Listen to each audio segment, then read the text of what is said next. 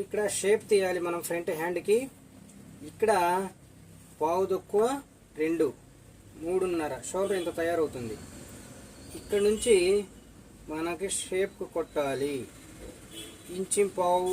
ఇంచింపావు వరకు ఇక్కడ గుంట తీయాలి. ఇంచింపావు వరకు గుంట తీయాలి.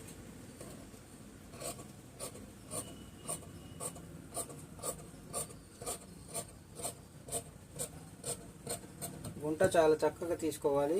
చక్కగా తీసుకుంటేనే బాగుంటుంది. ఎదరు ఫోల్డింగ్స్ రావు, గుంట నీట్గా ఉంటాయి.